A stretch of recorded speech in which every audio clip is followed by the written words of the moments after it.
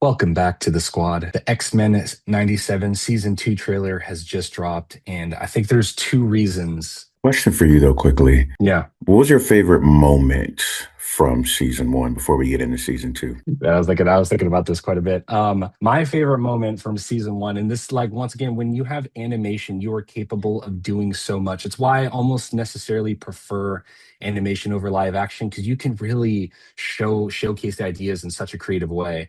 And my absolute favorite moment from season 1 was when Xavier Charles takes the Game of Thrones universal squad together. They're all fighting with each other, and he brings them into what feels like an elementary school classroom. My absolute favorite part of that, because you really get to see him recall back to his roots, and then once again the implementation of what you're able to do when you have someone that's has the psychic abilities that Xavier has, the creative potential of animation. You bring those two together, and you can really bring that entire group of characters into a classroom and get them ready for the lesson for the day. Yeah, yeah. That was a pretty amazing scene. To your earlier point too, I think it's very rarely that, a show continues and we feel like it's not just progressed, but it's taken like the prior content to a new level.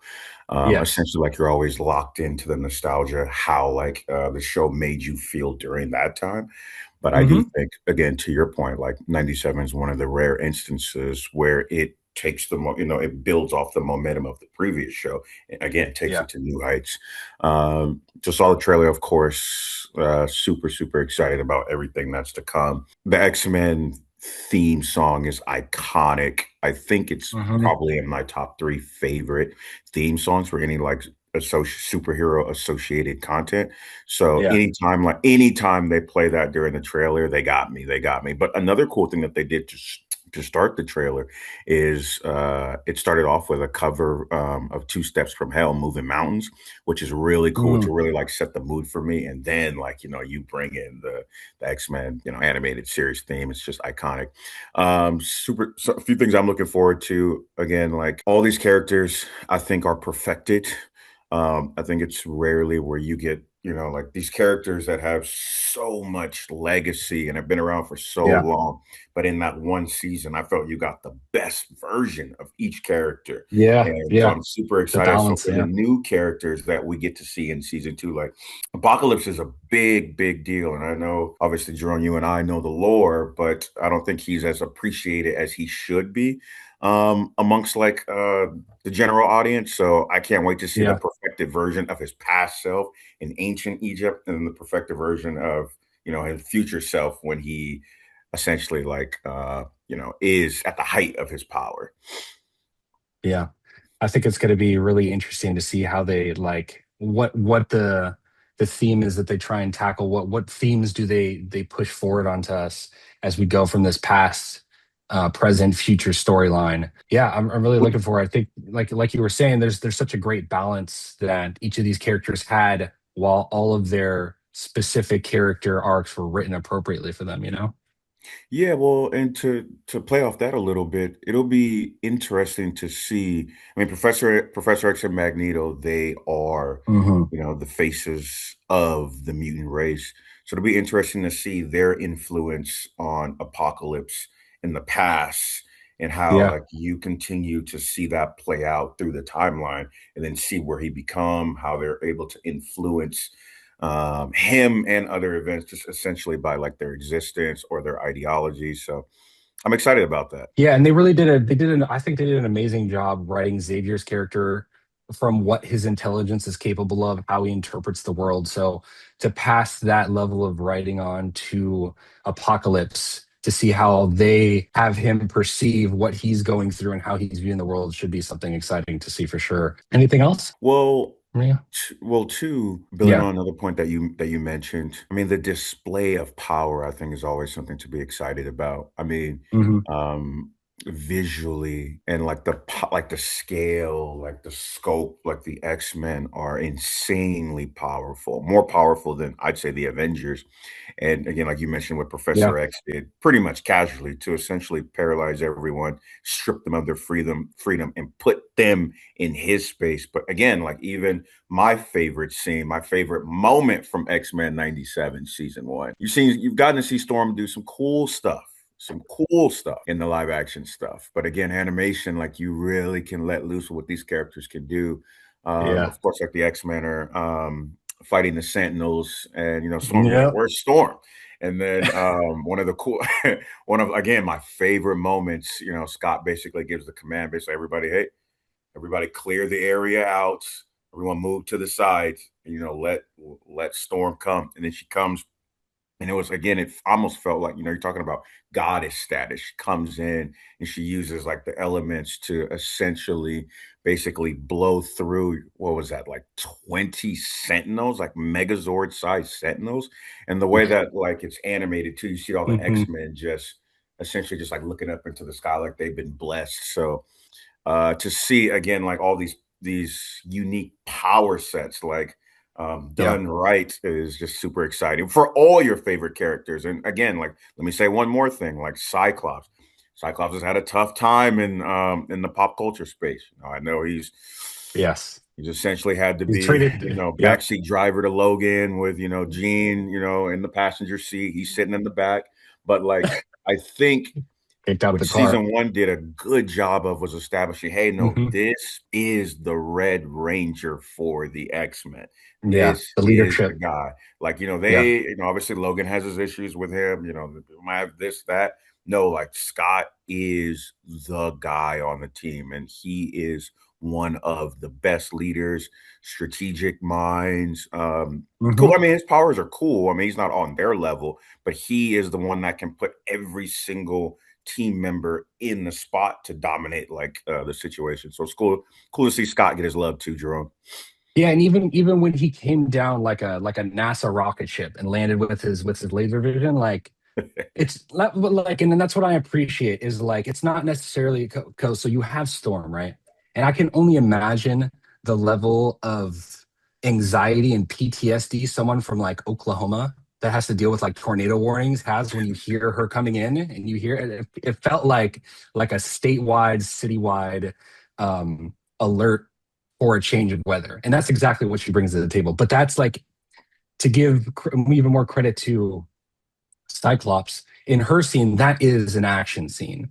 His scene is him just landing. So I could see you wanting to necessarily, as a writer, take that to the back seat in terms of there goes the back seat again, but take that not as seriously because he's just landing. But they still put the effort and energy into making that scene memorable, using his laser vision to really just explode the ground so that he can stop himself from falling, which is incredible. Um, and I think that really leads right to one of my favorite scenes that speaks to the primal nature of me, that the Neanderthal brain of just wanting to see the action. And what you can do with an animation once again is when Jean makes the Wolverine claws and puts them in front of Scott's eyes, and then the lasers just spread out everywhere. Like once again, there's something cool you can do when you have a bunch of heroes on screen together and you just take some time to think about how their powers can work on one another. So you can develop certain scenes like that, certain shots that allow, like for example, I think they did a really good job of this back in the day with Avengers 1 when they're fighting on the freeway and you're getting these like what felt like choreographed, okay, these two people are going to come together to fight together. How do their powers work off one another? So I think they did a really good job of that in that specific moment in the trailer. Yeah, and it didn't seem too gimmicky either. Of course, Jean has a deep connection, like with Logan, not necessarily romantic, but a deep connection. So I Yeah. think it's easy to just do cool stuff and put it on the screen. But again, I think this worked. I think because of the emotional connection between Jean and Logan, it worked. And to that point too, Yeah. like again, like the freedom of animation and like the creativity of like the team behind this, as we know, like Hmm. Bo DeMeo isn't coming back for season two. So very, very curious to see like if there's a drop off from season one to season two. But again, I know Yeah. everybody already knows that. But even again, far as like scale, like they dropped an asteroid in the finale, and you got to Yeah. see a character literally like palm it and then put it back again, like the scale and Victor Wembanyama. with animation, it's super exciting, and like the writing is strong. I think it's tight too. I Hmm. think yes, it does feel like Saturday morning cartoons where you feel like you're racing through storylines. Of course, they adapt a lot of storylines from the comics and they're like zipping past it. But Yeah. even though it seems fast, it never seems like you're going too fast and racing into like, to crash. It just seems like it's fast, but it's just perfectly paced. Yeah. And I just want to say, like, it like to the fandom and out there, like this is like to me for me to reiterate that nostalgia is not enough. When you see something that you remember from your childhood, continue to hold a certain level of appreciation for what they did for you in the previous years, but continue to expect more and more from them so that we're not just living on the laurels of the past. Continue to enjoy and continue to perceive what's in front of you and expect good things to come from the content that you're taking in. With that, Like yeah, another we question, appreciate. Go ahead, Ken. another quick question for you because I don't think I've ever asked you this. Who is your favorite X-Men character, and were they depicted correctly in season one for you? Um, I don't know. Like, I guess X Men haven't like been on like in terms of groups my highest like thought about um archetype or group within superheroes.